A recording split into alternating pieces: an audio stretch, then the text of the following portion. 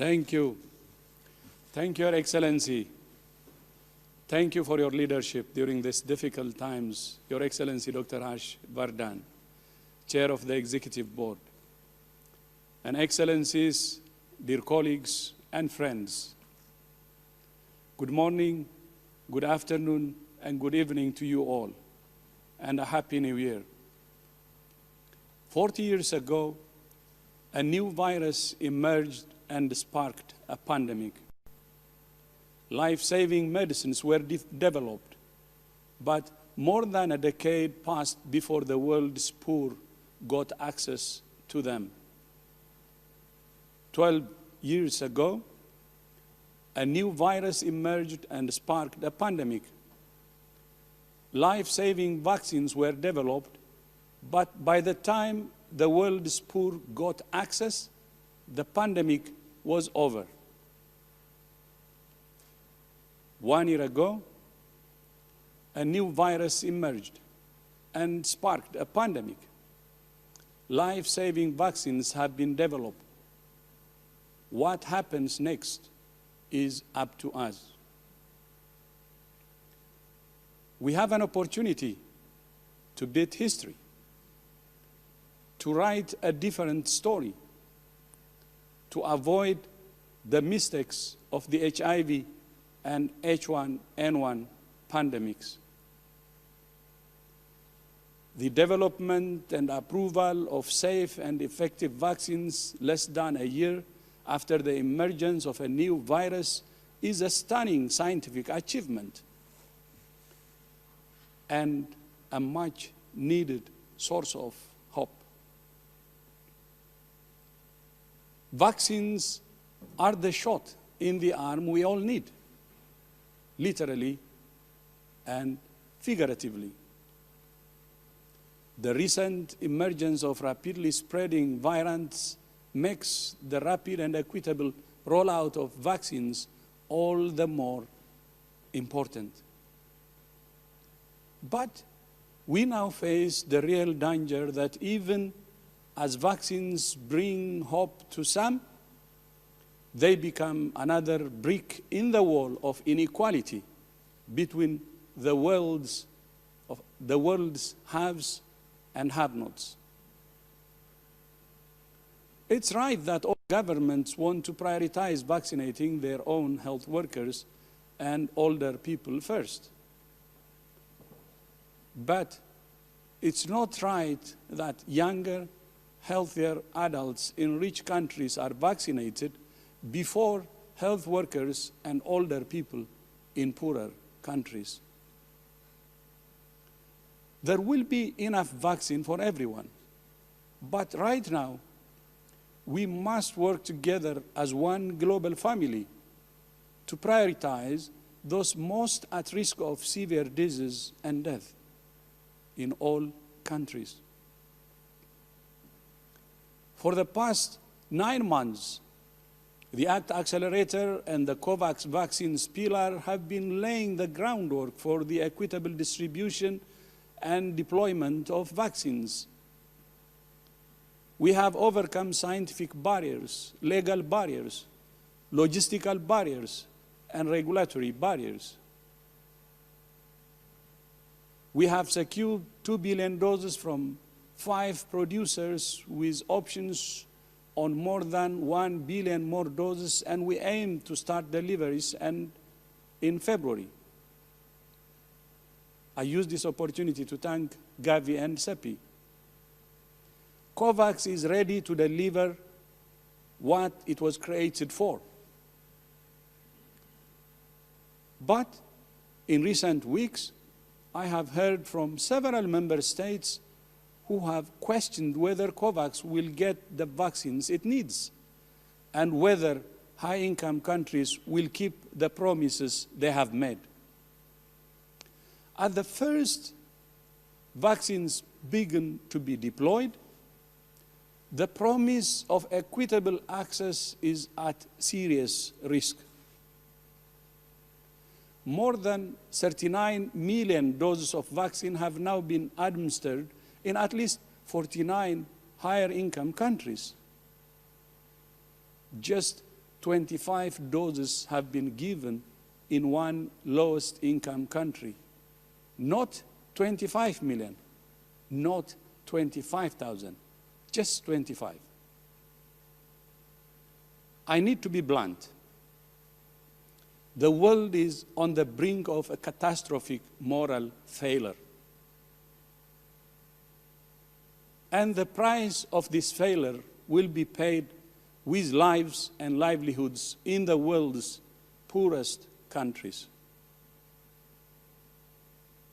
Even as they speak the language of equitable access, some countries and companies continue to prioritize bilateral deals, going around COVAX, driving up prices, and attempting to jump to the front of the queue.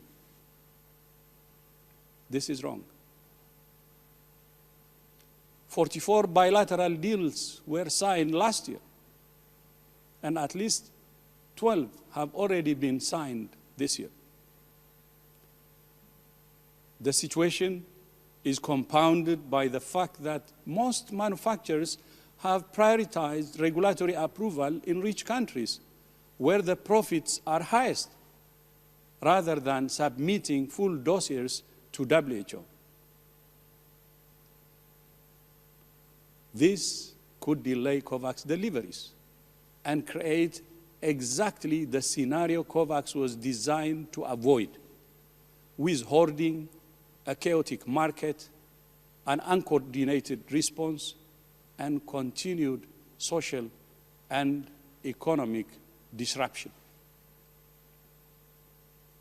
Not only does this me-first approach leave the world's poorest and most vulnerable people at risk, it's also self-defeating.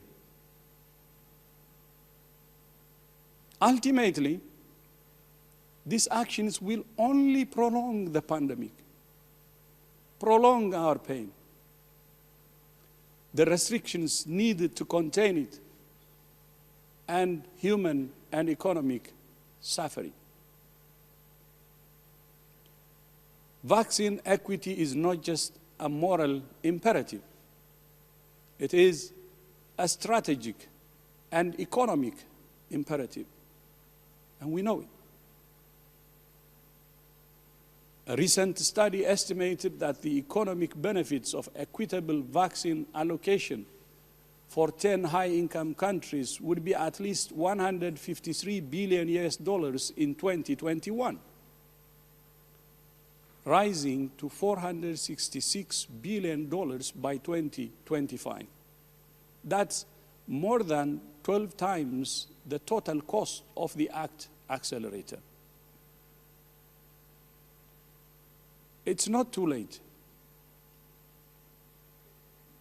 I call on all countries to work together in solidarity to ensure that within the first 100 days of this year, vaccination of health workers and older people is underway in all countries. It's in the best interest of each and every nation on earth. Together, we must change the rules of the game in 3 ways. First, we call on countries with bilateral contracts and control of supply to be transparent on these contracts with COVAX, including on volumes, pricing, and delivery dates. We call on these countries to give much greater priority to COVAX's place in the queue and to share their own doses with COVAX, especially once they have vaccinated their own health workers and older populations, so that other countries can do the same. Second, we call on vaccine producers to provide WHO with full data for regulatory review in real time to accelerate approvals. We also call on producers to allow countries with bilateral contracts to share doses with COVAX and to prioritize supplying COVAX rather than new bilateral deals. And third, We call on all countries introducing vaccines to only use vaccines that meet rigorous international standards for safety, efficacy, and quality, and to accelerate readiness for deployment. The theme for World Health Day this year is health inequality. My challenge to all member states is to ensure that by the time World Health Day arrives on the 7th of April, COVID-19 vaccines are being administered in every country as a symbol of hope for overcoming both the pandemic and the inequalities that lie at the root of so many global health challenges. I hope this will be realized. Excellencies, dear colleagues and friends, the pandemic has lessons for all of us, for every member state, and for the Secretariat. All of us must have the humility to learn, to change, to innovate, and to grow. The work of the Independent Panel for Pandemic Preparedness and Response, the Review Committee of the International Health Regulations, and the Independent Oversight Advisory Committee of the WHO Health Emergencies Program will all have recommendations for member states and the Secretariat. But several lessons are already staring us in the face. First, preparedness and response. COVID-19 surprised even some of the world's richest and most powerful nations. It caught them unprepared and revealed a collective failure to invest in emergency preparedness. Even before the pandemic, WHO was working to strengthen preparedness and response as part of our transformation, knowing that the next pandemic was just a matter of when, not if. With the World Bank, we established the Global Preparedness Monitoring Board 2 years ago. We created a new division of emergency preparedness, a new science division, and we developed new digital tools for surveillance and early warning. In the past year, we have taken further steps which are described in our report to you for this meeting.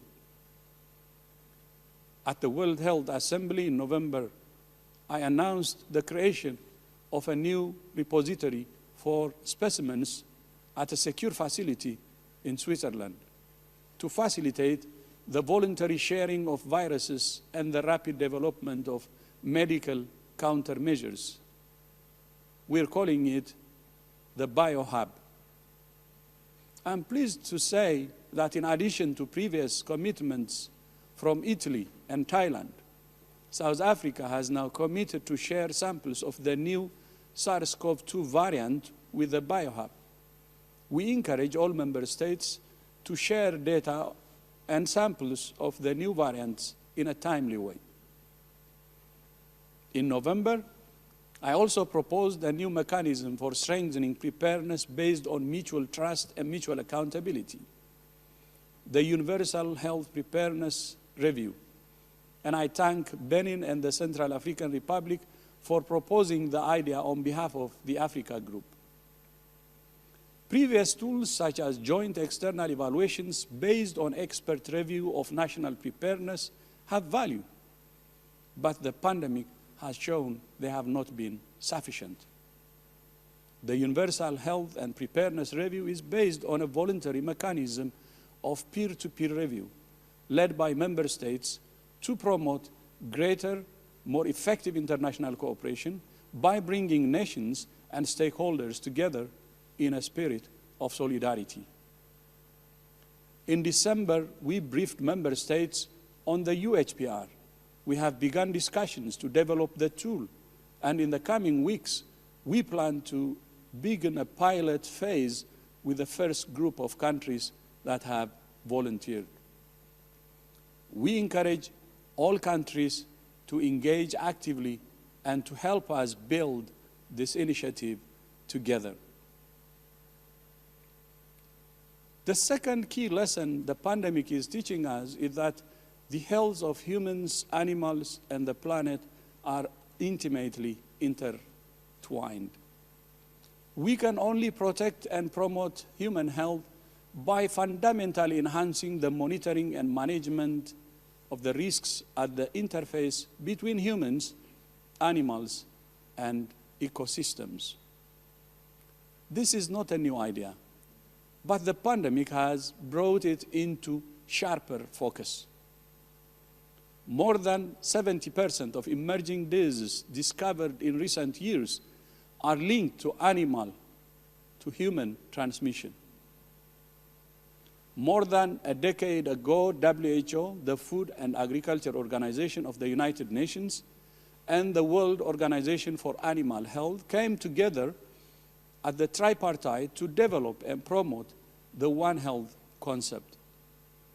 The pandemic has shown that we must take our partnership to a new level, and that it must become more than a concept.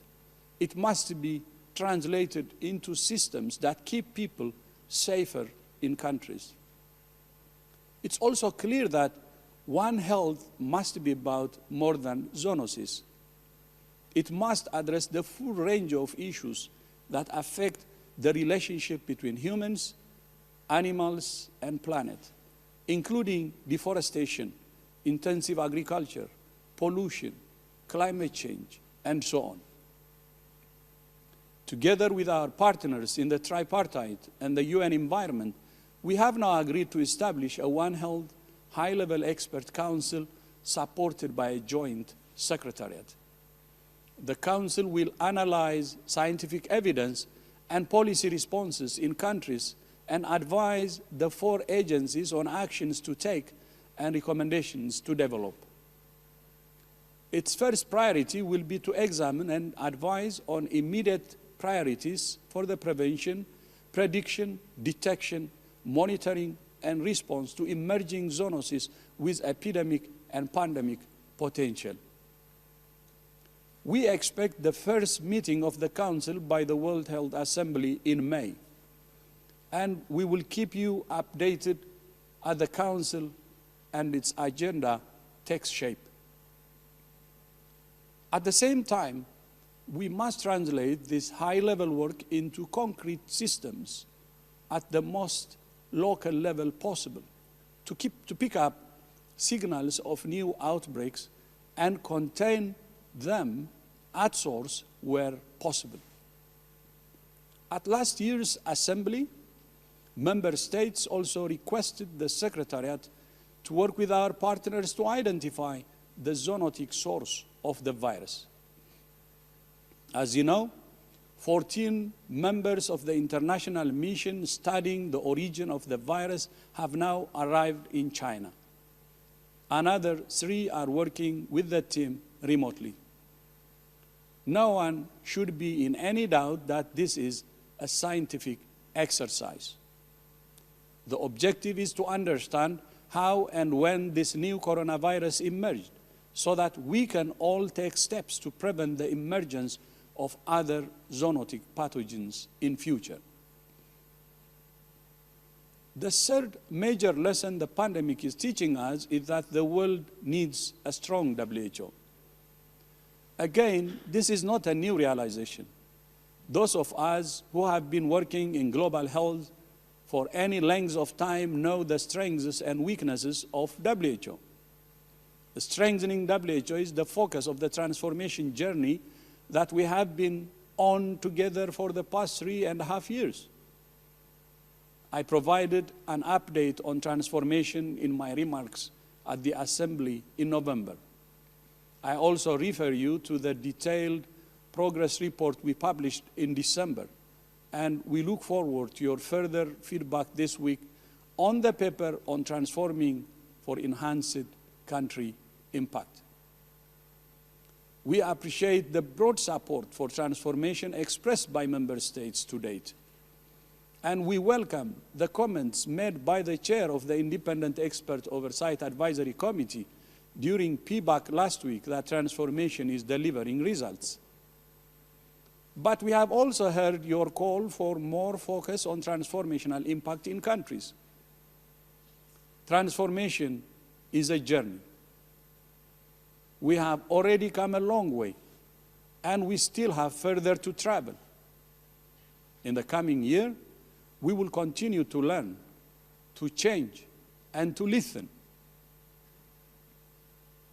As you know, at the end of last year, the regional directors and I decided to award the WHO Award of Excellence to the entire WHO workforce for their extraordinary efforts in the most extraordinary year, as our board chair, Dr. Harsh Vardhan, indicated in his speech. And in recognition of 2021, at the International Year of Health and Care Workers, we have also decided to make 2021 the year of the workforce, to focus on making WHO an organization that attracts the best people, gives them the best environment, inclusive, diverse, and enables and empowers them to do and be their best. Member states have themselves identified that one of the biggest barriers to WHO being the best it can be is sustainable and predictable financing. We know member states are serious about strengthening WHO, so they must be serious about sustaining sustainable financing and about addressing the gulf between what is expected of us and the sources we have to do it. I would like to thank France and Germany for taking the lead on this issue.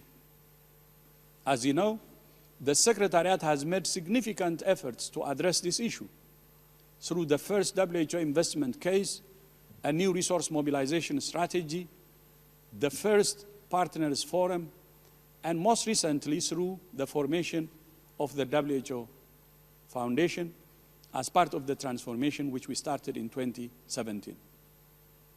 The WHO Foundation is an independent legal entity that aims to generate $1 billion in the next 3 years from sources that WHO has not accessed before. Between 70% and 80% of those funds will be for WHO, and the remainder will be for other public health organizations focused on civil societies. The foundation has a strong board led by Dr. Thomas Zeltner, with representation from all regions, and its first chief executive officer, Anil Soni, began his work at the beginning of this year. We anticipate that the foundation will help to diversify WHO's donor base and will be a source of further flexible funding. Some of the strategic solutions that we proposed during the diagnosis when we started the transformation. However, there is still much work to be done to ensure WHO has sustainable and predictable funding it needs. This week, you will consider a proposal to establish an inclusive working group to define the principles for what should be funded, develop options for how much funding is needed, and consider how those priorities should be funded. If agreed by member states, the working group could consider a proposal that will come back to this board before going forward to the World Health Assembly in 2022. We're committed to accountability and to giving you value for money. And it's the right thing to do. But we ask our member states to ensure the Secretariat receives adequate money for value. Even as we work relentlessly towards ending the pandemic and responding to other emergencies, we will continue to transform to deliver an impact where it matters most, in countries. Your agenda this week reflects the immense scope of WHO's work, including patient safety, non-communicable diseases, oral health, eye care, antimicrobial resistance, orphan diseases, substandard and falsified medical products, mental health, polio, immunization, and much, much more. I know that some member states have concerns about the late publication of documents for this meeting. I personally apologize for any difficulty this has caused in your preparations. We remain committed to timely delivery of governing bodies' documents, and we have made very good progress in this area. We seek your understanding given the exceptional circumstances under which our staff have been working, and the very tight turnaround between the resumed World Health Assembly in November and this session of the Executive Board. We look forward to a constructive discussion this week as we work together to address the myriad other health challenges the world's people face every single day. By the end of this year, we expect to deliver up to 90% of the work we committed to at the beginning of the biennium. To respond to the disruption to essential health services in many member states, WHO is implementing a boost initiative to assign staff virtually from headquarters to work with regional and country offices in line with country needs. Full alignment of the 3 levels of WHO. In the first phase, staff have been assigned to 20 countries for system and community strengthening, financing, diagnostics, therapeutics, surveillance, and more. We will continue to support countries to progress towards universal health coverage through intensified technical assistance for primary health care and to maintain essential health services, including for immunization and sexual, reproductive, maternal, newborn, child, and adolescent health. We will support member states to protect and expand fragile gains against HIV, TB, malaria, hepatitis, sexually transmitted infections, and neglected tropical diseases. We will implement the global strategy to accelerate the elimination of cervical cancer approved by member states in November. We will intensify our support for countries to progressively cover 1 billion additional people living with NCDs and mental health conditions by 2023 with essential health services and medicines. Despite setbacks last year, we remain totally committed to the twin priorities of polio eradication and polio transition, and to using polio infrastructure for the rollout of COVID-19 vaccines. At the request of member states, we are developing new strategic policy directions for nursing and midwifery. In light of the significant toll that COVID-19 has taken on older people, and to increase the quality of care they receive, we're studying the organization and financing of long-term care systems. We will continue strengthening country capacity to implement national action plans for antimicrobial resistance while strengthening surveillance of AMR and antimicrobial consumption. In response to increasing requests from member states, we will work to strengthen local production of and access to quality, safe, effective, and affordable medicines and other health products. Following approval of the global strategy on digital health, we are developing tools to support member states to implement national digital health strategies, including a digital vaccination certificate. We will work with countries to implement the policy prescriptions recommended in the Manifesto for a Healthy and Green Recovery. In June, we will host a virtual health summit for small island developing states, focusing on resilient health systems that can respond to the twin threats of non-communicable diseases and climate change. We will support national health data system strengthening through the SCORE technical package. We will continue to hold ourselves accountable through delivery stocktakes to track progress towards the 3 billion targets. We will strengthen the development of normative guidance to ensure it's timely, relevant, based on the latest evidence, and easy to access.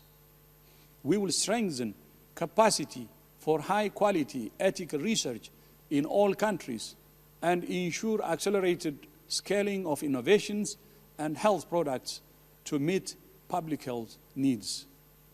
And we will continue to strengthen collaboration with our multilateral partners through the Global Action Plan on Health and Well-being for All to reinforce vaccine equity, drive recovery, and support member states to get back on track for the Sustainable Development Goals.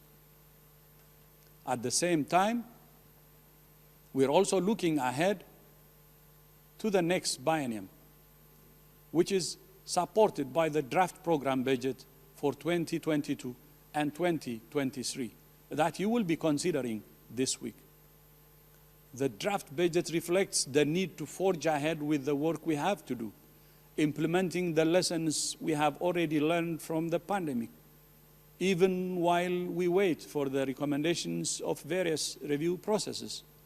We have therefore developed a flexible program budget built around 4 key strategic themes. First, the urgent need to accelerate progress towards the triple billion targets and the Sustainable Development Goals, including appropriate resourcing of country offices.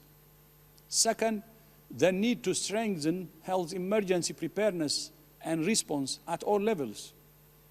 Third, the need to build resilience through stronger primary health care as a foundation of both health security and universal health coverage. And fourth, the need to advance WHO's leadership in science and data. The budget document explains each of these themes in more detail. It also proposes extending the deadline for the triple billion targets by 2 years to 2025. Extending the deadline will allow us to identify the specific areas in which countries are lagging behind and potential solutions to accelerate progress. Excellencies, dear colleagues and friends, 1 year into the greatest crisis of our time, there is no question that we still face unprecedented danger. But we also have an unprecedented opportunity to make health the heartbeat of development and the foundation of a more secure and more equitable world. In the past year, we have lost more than 2 million of our sisters and brothers to this pandemic, including many health workers who gave their lives in the service of others.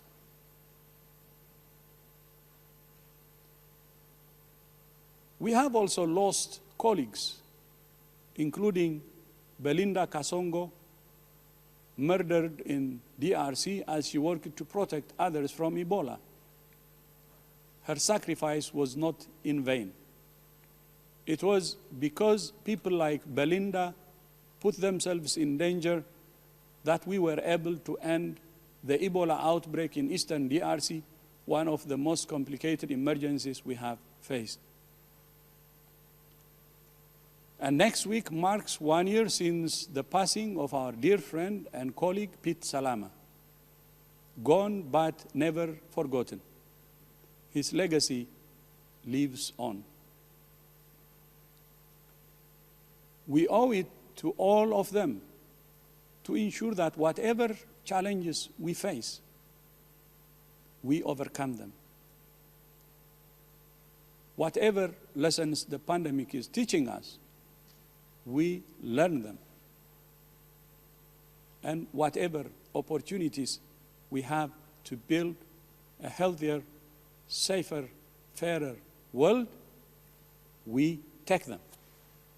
I thank you.